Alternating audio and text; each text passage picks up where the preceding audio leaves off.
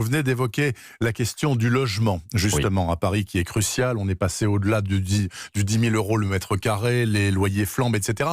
Et je parle de ça parce que M. Villani, qui est lancé dans la campagne aussi, il n'a pas su répondre à une question de journaliste hier sur le logement à Paris. Il n'a pas l'air d'avoir les idées très claires. Tout le monde se fout de lui maintenant.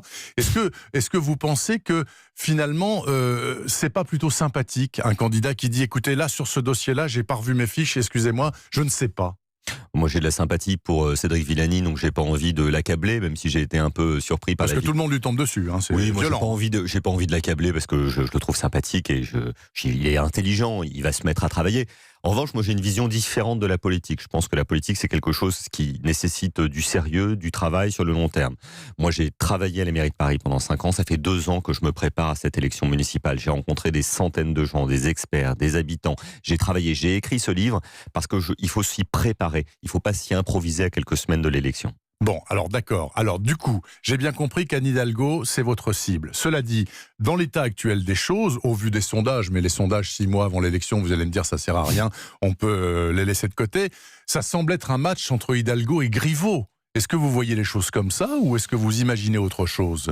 Il y a 2 favoris. D'un c'est côté clair, Anne Hidalgo, de l'autre côté le challenger du parti présidentiel qui est Griveaux.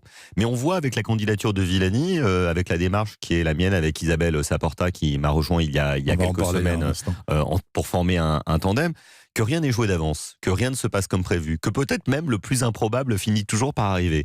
Et donc moi, vous savez, je suis un sportif et j'adore au début d'une compétition être dans la position de l'outsider pour déjouer les pronostics. Et vous pouvez faire confiance, on va renverser la table et vous verrez à la fin, il y aura une surprise. Écoutez, nous, journalistes qui suivons ces affaires de campagne municipale, on a l'impression, est-ce que vous avez la même que nous, que l'Élysée n'est pas mécontent de voir Villani venir mordre les pieds de Griveaux.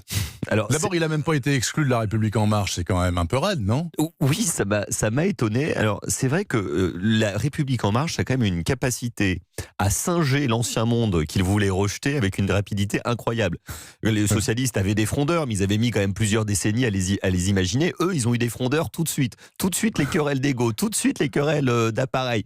On a envie d'en rire, mais c'est finalement un peu triste parce que moi, quand j'ai voté pour Emmanuel Macron en 2017, je croyais en sa promesse de la politique autrement, renouveler les codes démocratiques. Et là, en fait, on en a même la caricature. J'ai l'impression qu'on est revenu dans les errements de la 4e ou de la 3e République ou de la partitocratie l'emporter partout, les apparatchiks l'emporter partout. Je ne sais pas ce qu'ils se disent à l'Élysée, mais alors, je ne sais pas s'ils sont en train de mettre des aiguilles dans la poupée vaudou de Griveaux ou de Villani, mais il y a en tout cas une ou plusieurs personnes, un ou plusieurs sorciers qui ont l'air de prendre beaucoup de plaisir à regarder ce spectacle qui est malheureusement assez triste pour les Parisiens parce que pendant ce temps-là, on ne parle pas de leur sécurité, de leur propreté, etc.